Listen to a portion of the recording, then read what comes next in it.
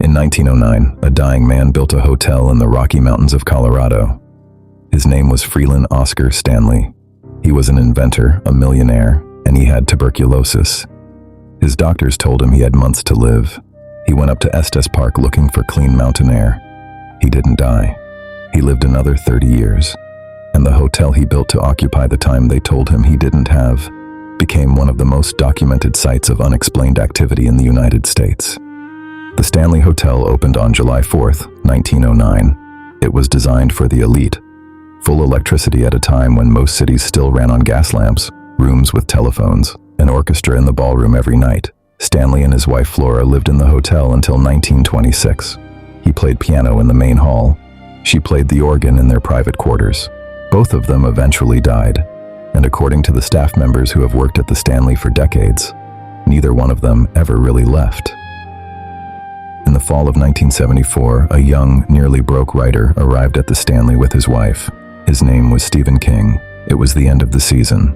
The hotel was about to close for the winter. They were the only guests. The hallways were empty. The dining room served 2 people in a space built for 200.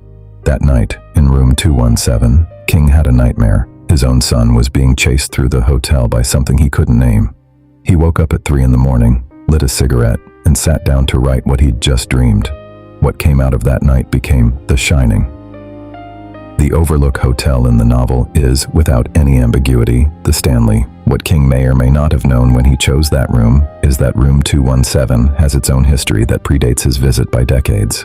In 1911, a housekeeper named Elizabeth Wilson climbed the stairs to check the gas lamps in the room during a storm. Someone had left the valves open. The room exploded. Wilson fell 2 floors, broke both ankles, and survived. Since then, guests who stay in 217 report the same things with a consistency that can no longer be explained as coincidence. Suitcases unpacked during the night by hands no one saw, lights that turn off without anyone touching them, and the persistent feeling that someone is tidying the room while they sleep. Some guests wake up to find their belongings neatly folded and arranged on the chair beside the bed. No one saw it happen. The 4th floor is different. The staff know it. Skeptical tourists learn it quickly. In the 4th floor corridor, for decades, guests have heard children, laughter, running, the sound of a ball bouncing against the walls. Sometimes the sounds come right up to the door. They open it and the hallway is empty. The hotel management has no official explanation for this. What they do have is hundreds of documented reports from guests of different countries, different years, different languages, all describing exactly the same thing: children who aren't there. The Stanley's ballroom has its own story. Flora Stanley played piano in that room for decades. She died in 1939, but employees who arrive early to open the hotel before dawn or stay late to close after midnight hear piano music coming from the ballroom when no one is inside, not recordings, not a sound system left running. The piano in the ballroom, according to those who have checked it in those moments, has no mechanical explanation for the sound it produces. The music stops when someone walks in. The piano is still, and the ballroom smells, they say, of old perfume. Room 407 has its own permanent resident.